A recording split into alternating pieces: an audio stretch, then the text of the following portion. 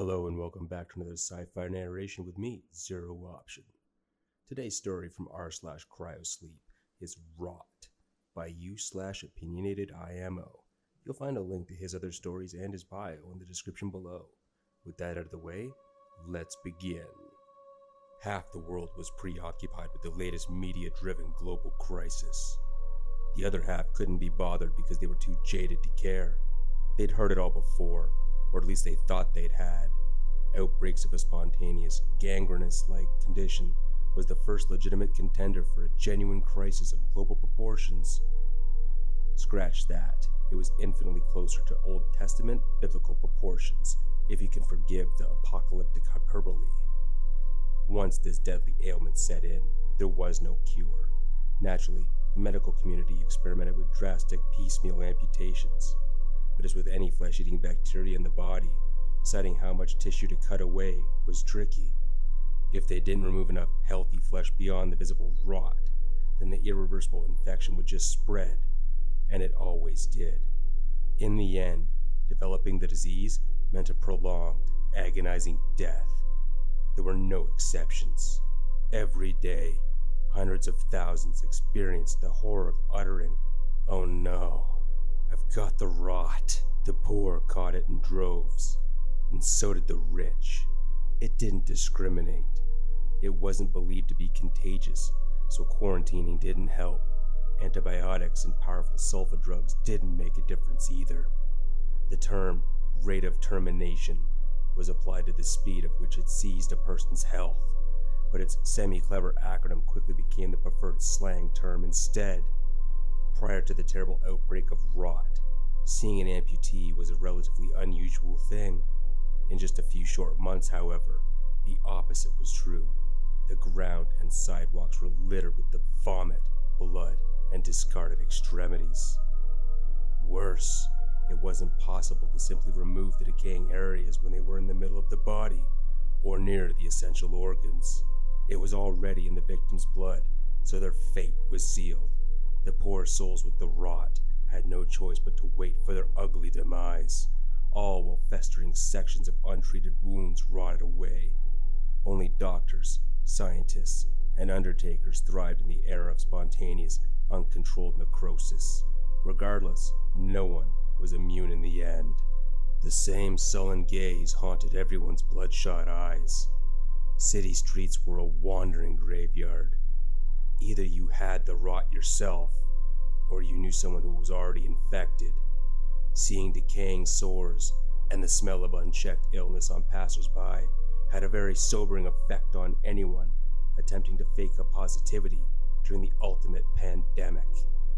Was it airborne? Was it the undetected poisons in our food sources? For all we knew, it was divine wrath.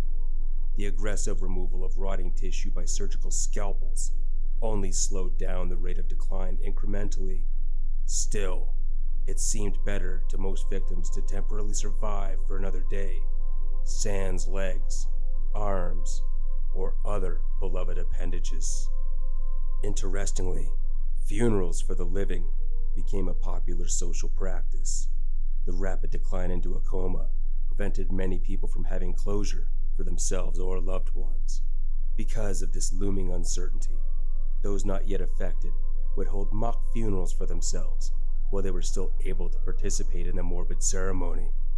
The outrageous portrayals of zombie outbreaks in movies and television were dramatically overshadowed by the terrifyingly real-world apocalypse transpiring on every street corner. We believe this so-called rate of termination disease is specifically tied to the environment.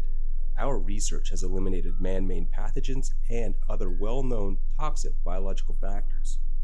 Furthermore, our team has established a number of methodical working theories related to this line of reasoning. Unfortunately, no other progress has been made. Just how is R.O.T connected to the environment, Doctor? Do you have a solution in the works? A vaccine? Anything? Tens of millions of people are dying every single day. Meanwhile, it sounds like you and your merry little band of researchers are locked away in a cozy laboratory, sipping white wine and examining cool specimens under a microscope. We need correct answers and solutions now, not your working theories. The human race doesn't have the luxury right now of disconnected scientists doing endless critical trials and peer reviews. Solve this thing! The chairman was beyond angry. He'd lost people. Friends, loved ones, slowly rotted away helplessly, while nothing could be done but euthanize them. His passionate outburst echoed the same primal fear and frustration felt by billions of others. The restless world waited for any sign of daylight within lingering darkness. They needed to hear hope for a change. Unparalleled desperation didn't say please. It shouted from the rooftop and used two clenched fists to demand immediate action. Civility and patience were long gone. While the normal reaction to that level of venomous sarcasm would have been to punch back, the doctor in the hot seat resisted retaliation.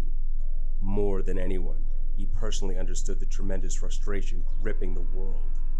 Instead of directly answering the childish taunt, he simply stood up and revealed his own advanced case of infection. It was clear he wasn't sipping white wine in the lab, as it was aggressively eating away at his abdomen. Mr. Chairman, I love my life, and I also love my fellow man. I'd hoped to solve this horrible plague, and bring closure to the suffering and death it's caused for so many. I haven't taken it lightly, as you've glibly suggested. My research team and I have worked tirelessly around the clock to synthesize a cure, but it was too elusive. My time is nigh now, as it is for many of my staff members and potential successors. Even if we devised a tenable plan tomorrow, it wouldn't save my life, or potentially anyone else who's already afflicted by the disease. Necrosis of this depth is irreversible. It's insidious, pervasive, and already lying dormant in the bloodstream of the rest of the unsuspecting population of the Earth. The chairman immediately felt deep regret for his childish outburst, and then an overwhelming pity for himself and the rest of the doomed human race. Even the world's bests and brightest had apparently failed. There wasn't much time left, and in the middle of the greatest crisis humanity had ever known, this brilliant scientist, who so many were depending on, couldn't even save himself. In his mind, he'd propped up their esteemed members as our only hope. Unfortunately, they were candidly admitting how out of the league they were in finding a cure. It was as sobering as it was gut-wrenching. My apologies, sir. I was way out of line with that. I'm just frustrated. I assume you've shared your research data with the appropriate agencies and chosen a successor to take your place after you're no longer able to perform your duties. Is there anything you would recommend everyone do? With great pain, the diseased doctor leaned forward closely to address the microphone. If you have any means of leaving this dying planet, do so immediately. The only safe humans are the handful of astronauts and cosmonauts in the space stations orbiting the globe. They'll be free of the disease until they re-enter the biosphere. Wait, I thought you said everyone was already a carrier of the R.O.T plague. Wouldn't they already have it in their system too? No, they aren't infected. I wasn't prepared to reveal the truth just yet, but at this point, I don't see why it matters. I'll be dead soon enough, and so will everyone else. Hope is lost for our species. There's no stopping this thing from rendering the extinction of mankind. The shocking facts we have uncovered should be revealed so the human race will know who its killer actually was. The chairman looked on in confusion and grave discomfort. There was no choice but to wait impatiently for him to unveil whatever monumental secret he was hiding. I said earlier that I believe it's the environment causing this disease to manifest itself in our fragile bodies. That's technically true, but I was being obtuse and deliberately vague. Now let me be a lot more specific and literal. It is Mother Nature killing us, plain and simple. R.O.T is a complex planetary defense mechanism levied against humanity. There's no stopping it. We are the disease as far as she is concerned. Mother Nature has figured out how to rid herself of her greatest abuser. If we could relocate to the moon, colonize Mars, or permanently orbit the planet like the explorers of the International Space Station, then we wouldn't develop this necrotic plague. Since we can't live anywhere else, we're doomed.